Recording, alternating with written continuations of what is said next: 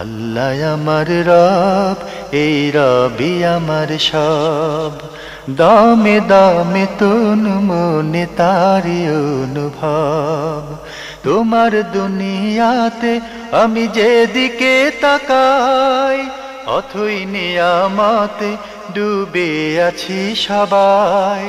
পাক পাখালির গানে শুনি তসবিহ কালো রব, তসবিহ কালো রব। আল্লাহ আমার রব, এই রবি আমার সব। আসসালামু আলাইকুম, আলহামদুলিল্লাহ, আসসালাতু ওয়াসসালামু আলা রাসূলিল্লাহ। প্রিয় দর্শক, আপনারা যারা দেশে আছেন প্রবাসে, সবাইকে জানাই অনেক অনেক প্রীতি ও শুভেচ্ছা। শুরু হলো এনটিভি আয়োজিত এবং লাভ হলো নিবেদিত অনুষ্ঠান আপনার জিজ্ঞাসা। আপনাদের সাথে আছি আমি জয়নুল আবেদিন আজাদ, আর আপনাদের মনে জাগা প্রশ্নের জিজ্ঞাসার জবাব দিচ্ছেন বিশিষ্ট আলেম ডক্টর মোহাম্মদ সাইফুল্লাহ। আসসালামু আলাইকুম ওয়া রাহমাতুল্লাহি ওয়া বারাকাতুহু। প্রিয় দর্শক, চলুন তাহলে জিজ্ঞাসার জগতে। শুরুতে একটি চিঠি ঢাকা থেকে, যিনি এই চিঠিটি পাঠিয়েছেন নাম প্রকাশে অনিচ্ছুক। 10 নম্বর প্রশ্নে আপনি লিখেছেন, ইসলাম সম্পর্কে জানার কৌতূহল না থাকা, এই বিষয়টা একজন ইমানদার বা মুসলিমের জন্য কতটা ক্ষতিকর? এর পেছনে আপনাদের জানা কোনো কারণ থাকলে বলবেন। এই বিষয়টা একজন ইমানদার এবং মুসলিমের জন্য যুক্ত করেছেন। ইমাম এবং মুসলমান তো ইসলামকে জানা কৌতূহল বিষয় হবে না, এটা তার জানা তো ফরজ। এখন যখন ইমানদার এবং মুসলিম শব্দ যুক্ত করেছেন এবং তারপরে বলেছেন যে এই যে না জানার বিষয়টা এটা কতটা ক্ষতিকর, কৌতূহলের সাথে তো ক্ষতির জিনিসটা যুক্ত হয় না। মানে তাহলে কৌতূহল উদ্দেশ্য নয়, মূলত আগ্রহ হলো উদ্দেশ্য। কৌতূহল কথাটি এখানে প্রযোজ্য নয়, মাসালা ভিন্ন হয়ে যাবে। হ্যাঁ, সুতরাং ইসলাম সম্পর্কে যদি কোনো ব্যক্তির জানার আগ্রহ না থাকে, তাহলে সেই ব্যক্তি এক প্রকারের কুফরির মধ্যে রয়েছে। সে এক প্রকারের কুফরির মধ্যে রয়েছে। কারণ হলো ইসলাম সম্পর্কে জানা, দিন সম্পর্কে জানা, এটি তলাবুল ইলমি ফরিদাতুন আলা কুল্লি মুসলিম, প্রত্যেক মুসলিমের উপর ফরজ। যদি কেউ মানে দিন জানা থেকে স্বেচ্ছায় বিমুখ হয়ে যায় এবং অনাগ্রহী হয়ে যায়, তাহলে তার এই কাজটি কুফরি। সুতরাং মুমিন ব্যক্তি ইসলাম সম্পর্কে জানবে না, জানার প্রয়োজনও মনে করবে না, ইসলামের জ্ঞান অর্জন করবে না, দিনের জানা এবং আমল করা এগুলো কোনোটাকেই ভ্রুক্ষেপ করবে না, এর অর্থ হচ্ছে তিনি আসলে কুফরির মধ্যে রয়েছেন। এটা কুফরি। এটাকে শেখ মোহাম্মদ ইবনে সুলাইমান আত-তামিমি রাহিমাহুল্লাহ তাআলা তিনি যেই আমলগুলো মানুষের ইসলাম এবং ঈমানকে নষ্ট করে দেয়, ধ্বংস করে দেয়, ভেঙে দেয়, তার মধ্যে উল্লেখ করেছেন। যদি কোনো ব্যক্তি অনাগ্রহী হয়ে যায়, কারণ তিনি ফরজ লঙ্ঘন করলেন, আর এটা হচ্ছে আউয়াল ফরজ, সর্বপ্রথম ফরজ। যেহেতু আল্লাহ তাআলা কোরআনে কারীমে সূরা তাগাবুনের মধ্যে বলেছেন, ফা'লাম আন্নাহু লা ইলাহা ইল্লাল্লাহ, যে আপনি লা ইলাহা ইল্লাল্লাহর জ্ঞান অর্জন করুন। সুতরাং মানে তাওহীদের মৌলিক জ্ঞান, ইসলামের মৌলিক জ্ঞান, এটি ফরজ একেবারে নাসসে কাতঈ দিয়ে। আর এটি যেহেতু রাসূলুল্লাহ সাল্লাল্লাহু আলাইহি ওয়াসাল্লামকে সরাসরি বলা হয়েছে, এখানে এই জ্ঞান অর্জন করা সকলের উপর ফরজ আইন, সকলের উপর ফরজ আইন। তাই কেউ যদি মৌলিক এই জ্ঞান অর্জনে অনাকাঙ্ক্ষী হয়, অনিচ্ছা প্রকাশ করে, অনাগ্রহী হয়, তাহলে বুঝতে হবে সে ব্যক্তির ঈমান বিনষ্ট হচ্ছে এবং সে ইসলাম থেকে বেরিয়ে যাওয়ার সম্ভাবনা রয়েছে। কিন্তু এর সাথে যুক্ত আছে এগুলো আপেক্ষিক বিষয়, অনেকটা কম্পারেটিভ আলোচনা, তুলনামূলক বিষয়। সেটা হচ্ছে মানে জানার ব্যাপারে তার আগ্রহ আছে, কিন্তু অলসতার কারণে জানছে না, তাহলে তো এর কাজটি ফরজ নষ্ট করলো, কুফরি হবে না। এটা এই জন্য সাথে যুক্ত করে দিলাম, কারণ এখান থেকে অনেক লোক না বুঝে আমাদের বক্তব্যগুলো ফিকহি বক্তব্য, খুব গভীর জ্ঞানের বক্তব্য। ফিকহ হচ্ছে গভীর জ্ঞানের নাম। আর যেহেতু আমরা ফিকহি বক্তব্য দেই, মানে আমাদের প্রত্যেকটা ওয়ার্ডের কিন্তু মিনিং আছে, আলাদা অর্থ রয়েছে। যেহেতু আমি আগের কথা যেটা বলেছি সেটা কুফরির বিষয়, কিন্তু এখন যেটা বলতেছি সেটা হচ্ছে আগ্রহ আছে জানার জন্য, মানে ইচ্ছা আছে, কিন্তু অলস এবং মানে এই ব্যাপারে মনোযোগী নয়, মানে উদ্যোগ দিচ্ছে না, উদ্যোগ নেয় না, তাহলে তার এই কাজটি ফরজ তরক করার কারণে যে গুনাহ হবে সে গুনাহ হবে। এর মাধ্যমে সে মানে কাফের অথবা ইসলাম থেকে বেরিয়ে যাবে না, বা এটা কুফরি কাজ হবে না। স্পষ্ট হয়েছে কিনা? হ্যাঁ, এখানে একটি জন যুক্ত করেছে, এই যে যাদের ইসলাম সম্পর্কে জানার কোনো আগ্রহ থাকে না, চেতনা থাকে না, এটা কেন হয়, কারণ কি? এর কারণ তো অনেক, মানে এটা বিস্তারিত আলোচনা করার সুযোগ নেই, অনেক লম্বা বিষয়। প্রথম কারণ হচ্ছে যেটা, সেটা হলো এই মানে কোনো ব্যক্তির অন্তর যদি শক্ত হয়ে যায় তাহলে তিনি দ্বীনের প্রতি তার আগ্রহ হারিয়ে ফেলবে। মানে এখানে তার জীবনযাপনের জন্য অপরাধ মানুষের অন্তরকে শক্ত করে ফেলে।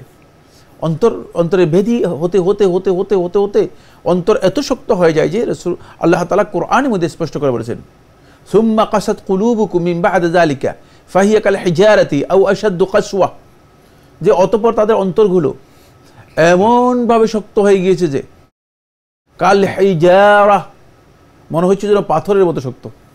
পাথর সে শক্ত জিনিস মানে আমরা মানে ওই সময় মানুষ চিন্তাই করে নেই, কিন্তু বর্তমান যুগে এটা আবিষ্কৃত হয়েছে, পাথরের সে শক্ত জিনিস আছে। কিন্তু আল্লাহ রাসূল সাল্লাল্লাহু আলাইহি ওয়াসাল্লাম যখন এসেছেন তখন তো বোঝাতে হবে, তখন পাথরের চেয়ে শক্ত জিনিস আর কিছু ছিল না। কিন্তু আল্লাহ তাআলা বলছেন আও আশাদ্দু কাসওয়া, অথবা পাথরের চেয়েও জঘন্যতম শক্ত হয়ে গিয়েছে। মানে এর চেয়েও শক্ত কোনো জিনিস আছে যেটা আল্লাহ তাআলা কোরআনের মধ্যে ইঙ্গিত করেছে। এটা হচ্ছে কোরআনের মুজিজা, যেটা পরবর্তীতে বিজ্ঞান আবিষ্কার করেছে। পাথরের চেয়ে শক্ত অনেকগুলো জিনিস আছে। সুতরাং এই ধরনের শক্ত হয়ে যায় অন্তর, একটা হার্ট। কেন?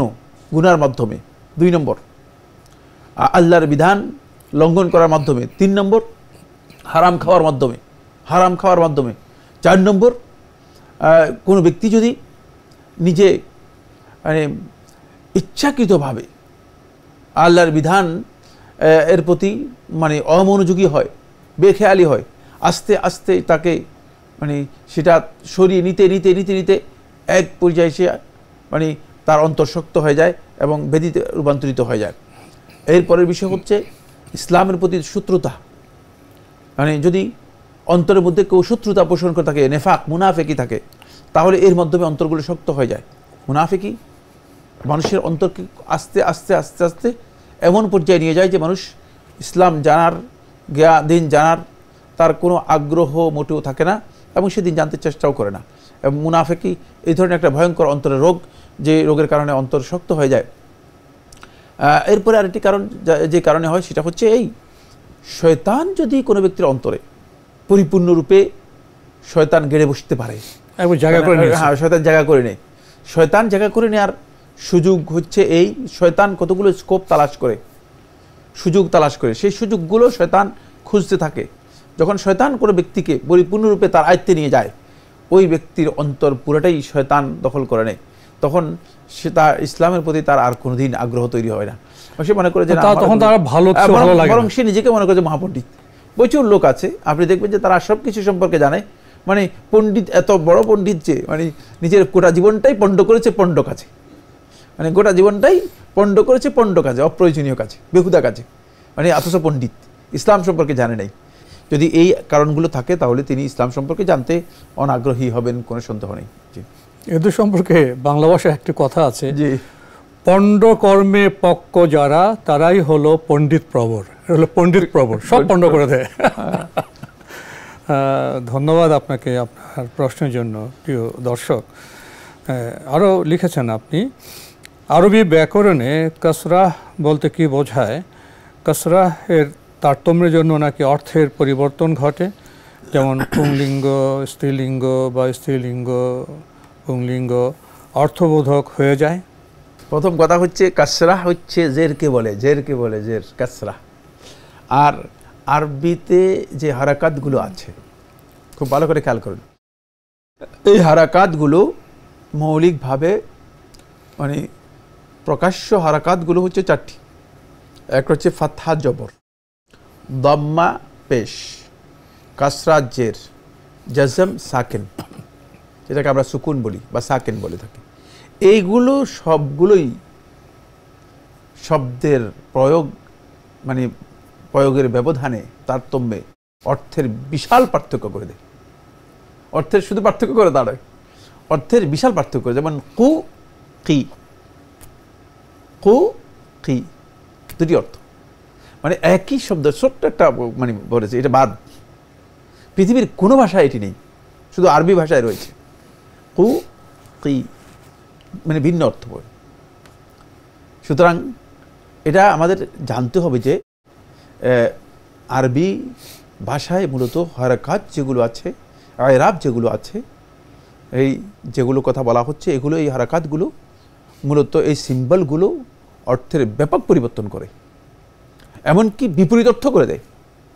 যেমন আপনি যদি বলেন আনআমতু আলাইহিম, আনআমতা আলাইহিম, পুরো অর্থটাই পরিবর্তন হয়ে গেছে।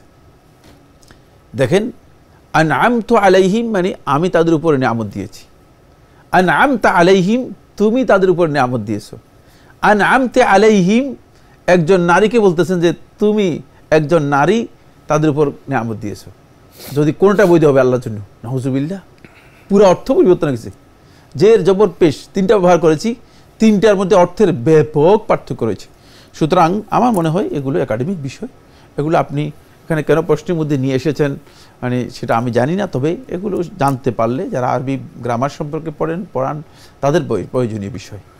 আপনি লিখেছেন, কেউ যদি নিজের জন্য আল্লাহর নিকট কোনো সুনির্দিষ্ট বিষয়ে সাহায্য প্রার্থী না হয়ে এমনভাবে দোয়া করে যে সে দেখতে চায় আল্লাহর সাহায্য ছাড়া ওই সুনির্দিষ্ট বিষয়ে সে কতটুকু অগ্রসর হতে পারে, আমার জানার বিষয় হলো উপরোক্ত ব্যক্তিকে এই ধরনের দোয়ার মাধ্যমে কুফরি করল? এটা এক প্রকারের কুফরি, কোন সন্দেহ নেই। এটা হচ্ছে কুফরুন নিআম, আল্লাহ তাআলার নিয়ামতকে অস্বীকার করা। কিন্তু আপনি এত উদাহরণ দিয়ে এই কথাগুলো বলার কোনো অর্থ আছে বলে আমি জানি না। যদি কোনো বান্দা আল্লাহ তাআলার কাছে চাওয়াটা তার কাছে মনে হয় যেন নিজের কাছে অনীহার বিষয়, তিনি মূলত আল্লাহ রাব্বুল আলামিন সম্পর্কে সুউদ্দান করেছেন, খারাপ ধারণা করেছেন, এবং তার এই কাজটি কোনো সন্দেহ নেই যে এক প্রকারের কুফরি। কি কারণে মানে তিনি আল্লাহর কাছে চাইতে দ্বিধা করছেন অথবা শরম করছেন, আরেক ভাষায় বললে হলো শরম করছেন। তিনি তো গোলাম, তিনি তো সৃষ্টি এবং তিনি আল্লাহর মালিকানাধীন। যদি কোনো বান্দা তিনি মনে করেন যে আমি আল্লাহর মালিকানাধীন নই, মানে আমি অনেক কিছু, তাহলে তিনি কুফরি করেছেন কোনো সন্দেহ নেই। এবং এই বক্তব্য, এই অবস্থানটি এক প্রকারের কুফরি করে সন্দেহ নেই। কি জন্য আপনি এই উদাহরণ নিয়ে এসেছেন? কেন এই উদাহরণ আপনার যে ভাষাটা বলা হয়েছে, সে দেখতে চায় ব্যাপারটা তো অবশ্যই দেখতে চায় আল্লাহর সাহায্য ছাড়া ওই সুনির্দিষ্ট সে কতটুকু অগ্রসর হতে পারে। এই চেতনাটা কোথেকে আসে? দেখতে চায় আল্লাহর সাহায্য ছাড়া। আল্লাহর সাহায্য ছাড়া তো একটা মুহূর্তে একটা নিঃশ্বাস, একটা শ্বাস প্রশ্বাসের করে সুযোগ আছে। মানে এই বক্তব্য যে কত জঘন্য দিয়েছেন মানে প্রশ্নকর্তা তিনি বুঝতে পারেন নাই, আমার মনে হয় বুঝতে পারেন নাই। এটা জঘন্য বক্তব্য দিয়েছেন। জি,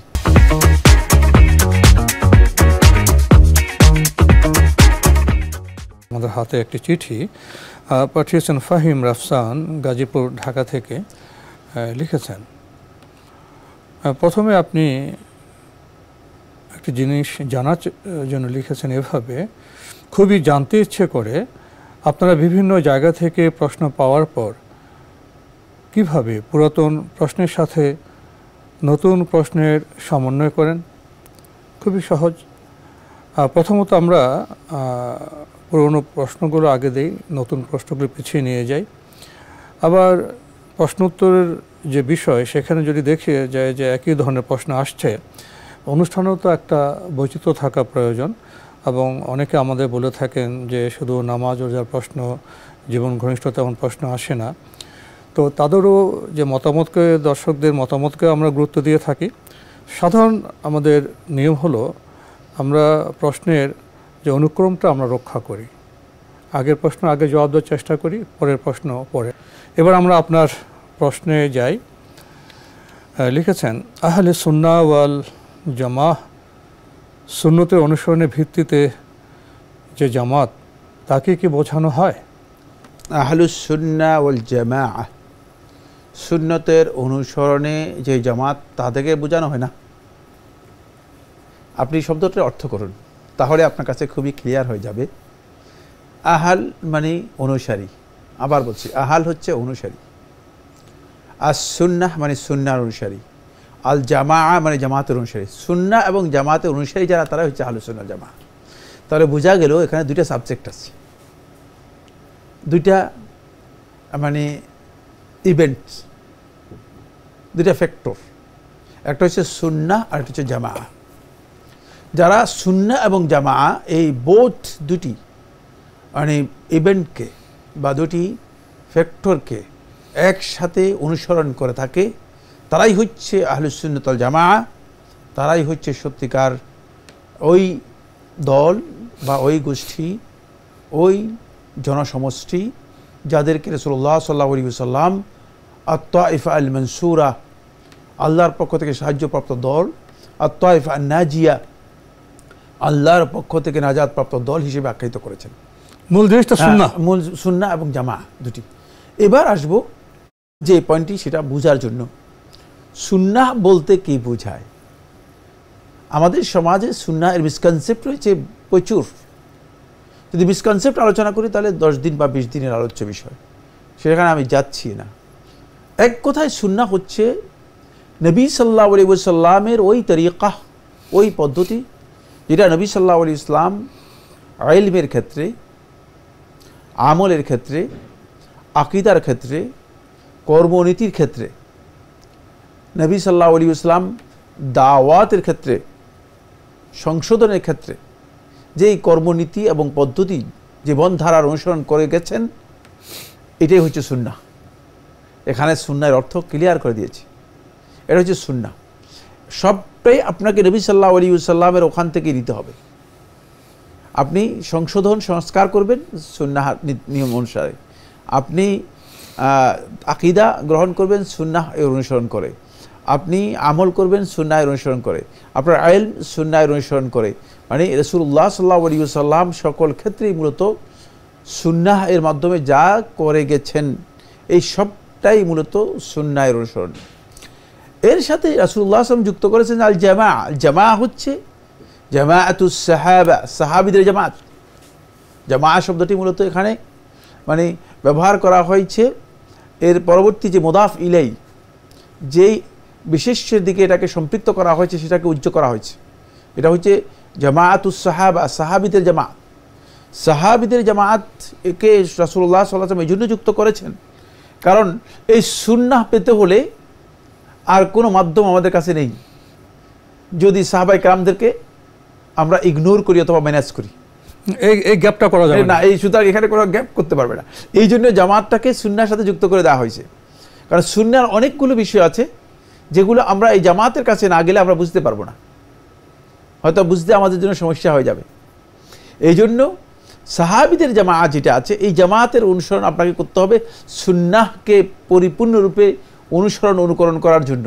যেহেতু তারাই সুন্নাহ যখন রাসূল সাল্লাল্লাহু আলাইহি ওয়াসাল্লাম বলেছেন, করেছেন, দেখিয়েছেন, তারাই উপস্থিত ছিল, তাদের কাছ থেকে সুন্নাহ নিতে হবে। এই জন্য সাহাবায়ে কেরামদের এই জামাত এর অনুসরণ করাটা হচ্ছে আল জামাআ। এটা হচ্ছে আল জামাআ। এই আল জামাআর দুটি কনসেপ্ট, একটা কনসেপ্ট হচ্ছে সাহাবায়ে কেরামদের এই কনসেপ্ট, আরেকটা কনসেপ্ট হচ্ছে আল জামাআ বলতে বোঝানো হয়েছে জামাআতুল মুসলিমিন, মুসলিমদের জামাত। মুসলিমদের জামাত বলতে বোঝায় যে মুসলিমরা ইসলামের যে বিশাল পরিধি আছে, এই পরিধির মধ্যে সবাই একত্রিত হয়ে থাকবে, কেউ বিচ্ছিন্ন হবে না। ইফতিরাক, ফেরকাবন্দি, বিচ্ছিন্নতা, বিরোধ, আলাদা হওয়া, আলাদা এন্টিটি গ্রহণ করা ইসলামে হারাম। ইখতিলাফ থাকবে, ইফতিরাক বিচ্ছিন্ন হতে পারবে না। তো সুতরাং এই যে মানে জামাআ বলতে বোঝানো হয়েছে জামাআতুল মুসলিমিন, মানে মুসলিমদের জামাতের সাথে যারা একসাথে মিলে মিশে থাকবে, কোনো ধরনের ফেরকাবন্দিতে তাফাররুক, ফেরকাবন্দিতে যাবে না, তারা হচ্ছে জামাত। এই দুইটি মানহাজ বা এই দুইটি মূল নীতির উপর ভিত্তি করে যারা দ্বীনকে অনুসরণ করে থাকে তারা হচ্ছে আহলুস সুন্নাহ ওয়াল জামাআহ। কিন্তু বিষয়ের ব্যাপার হলো এই শব্দমালা যুক্ত করে অনেকে বক্তব্যে, আচরণে এমন চিত্র প্রদর্শন করে তারা, অথচ তারা নিজেদেরকে আহলে সুন্নাহ ওয়াল জামাআহ বলে প্রচার করে। সুন্নাহ বিরোধী কাজ, সুন্নাহ বিরোধী স্পষ্ট বক্তব্য, এটা কেন? এর কারণ হচ্ছে আহলুস সুন্নাহ ওয়াল জামাত এ ব্যাপারে রাসূলুল্লাহ সাল্লাল্লাহু আলাইহি ওয়াসাল্লাম যেহেতু বলেছেন এটা নাজাত প্রাপ্ত, এখন তারা মনে করেছে যে আমাদের নাম যদি আহলুস সুন্নাহ ওয়াল জামাত দিয়ে দিই তাহলেই যথেষ্ট, কাজ যাই করি না কেন, হ্যাঁ, কাজ যেটাই করি না কেন, এটা একটা বিষয়। দ্বিতীয় নম্বর বিষয় হচ্ছে সব সময় যারা ফেরকাবন্দিতে লিপ্ত, যারা বিচ্ছিন্নতায় লিপ্ত, যারা বিরোধে লিপ্ত, যারা আকীদাগত বিচ্ছুতির মধ্যে আছে, তারা নিজেদের নামটা দিয়ে থাকে সবচেয়ে উত্তম নাম, সুন্দর নাম, কারণ হচ্ছে আপনি পচা মালের প্যাকেট খুব সুন্দর হয়, কিন্তু সাধারণ মাল যেগুলো প্যাকেট নরমাল অনেক বর্ণাঢ্য হয়, তারা ওই কারণে এই শব্দ নিয়েছে। বেদাতীদের লক্ষ্যই হচ্ছে একটা, সেটা হলো বেদাতীরা মানে এমন নামে নিজেদের পরিচয় দিবে যে নামে পরিচয় দিলে মানুষ মনে করবে যে এটাই হচ্ছে হক। মানে এই ধরনের একটা অ্যাট্রাকটিভ চমকপ্রদ নাম নিজেদের জন্য তারা তৈরি করে নিয়েছে। এখন আপনি যদি নিজের নাম দেন আহলুল জান্নাহ, জান্নাত হয়ে গেলেন তো, মানে জান্নাতের অধিবাসী। কথা কেন বললাম? হ্যাঁ, তারা তাদের মধ্যে এমন এক দল আছে, তারা নিজেদেরকে বলছে আহলুল হক, মানে হকের একমাত্র অনুসারী। মানে এটাও গলত নাম, আহলুল জান্নাহ, জান্নাতের অনুসারী। এই যে নামগুলো চমকপ্রদ নাম দিয়ে শুধুমাত্র গোলা পানিতে মানে শিকার মানে করার জন্য, মানুষকে শিকার করার জন্য এবং পথভ্রষ্ট করার জন্য এই কাজগুলো করছে। কারণ এগুলোর সাথে সুন্নাহর সম্পর্ক মিলিয়ে দেখতে হবে, ওজন করে দেখতে হবে সুন্নাহর সাথে, রাসূল সাল্লাল্লাহু আলাইহি ওয়াসাল্লামের হাদিস এবং সুন্নাহর সাথে মিলিয়ে দেখতে হবে, যে সাহাবায়ে কেরামদের আমলের সাথে মিলিয়ে দেখতে হবে যে তার আমল সাহাবায়ে কেরামদের আমল আছে কিনা। যদি মিল না থাকে তাহলে নাম যতই দেখ না কেন এর কোনো মূল্য আল্লাহ তাআলার কাছেও নেই, এবং আসলে তারাও জানে তাদের এগুলোর কোনো মূল্য নেই। এটা একটি প্রতারণামূলক নাম। তো আজকে আমাদের এখানে শেষ করতে হচ্ছে। আপনাকে অনেক ধন্যবাদ। আপনাকে অনেক ধন্যবাদ। প্রিয় দর্শক, আমরা দেখছিলাম এনটিভি আয়োজিত এবং লাভ হেলো নিবেদিত অনুষ্ঠান আপনার জিজ্ঞাসা। আমাদের অনুষ্ঠান আপনারা এনটিভি অনলাইনেও দেখতে পারবেন। ভিজিট করুন www.ntvbd.com। এছাড়া ইউটিউবে এবং আমাদের ভেরিফাইড ফেসবুক পেজে অনুষ্ঠান দেখতে পারবেন। প্রিয় দর্শক, আজকে শেষের যে প্রশ্নটি আহলে সুন্নাহ ওয়াল জামাহ, এ প্রসঙ্গে আমরা কিছু খুবই গুরুত্বপূর্ণ কথা জেনেছি এবং একটি বিষয় তো স্পষ্ট, যেটি শায়েখ বললেন যে ভুল জিনিসের মোড়কটা খুব সুন্দর হয়, খুব কালারফুল হয়, বর্ণাঢ্য হয়। অতএব সাধু সাবধান, সচেতন থাকতে হবে। চিঠি লিখুন, প্রশ্ন পাঠান আমাদের ঠিকানায়। পরিচালক আপনার জিজ্ঞাসা, এনটিভি, বিএসসিসি ভবন, ৭ম তলা, ১০২ কাজী নজরুল ইসলাম অ্যাভিনিউ, কারওয়ান বাজার, ঢাকা ১২১৫। ইমেল অ্যাড্রেস আপনার জিজ্ঞাসা @ntvbd.com। মহান আল্লাহ আমাদের সবাইকে নিরাপদে রাখুন, রাখুন শান্তিতে। আসসালামু আলাইকুম। আল্লাহ আমার রব, এই রবি আমার সব, দামে দামে তুন মনে তারি অনুভব। তোমার দুনিয়াতে আমি যেদিকে তাকাই, অথই নিয়ামতে ডুবে আছি সবাই। পাক পাখালির গানে শুনি তসবিহ কলরব, তসবিহ কলরব। আল্লাহ আমার রব, এই রবি আমার সব।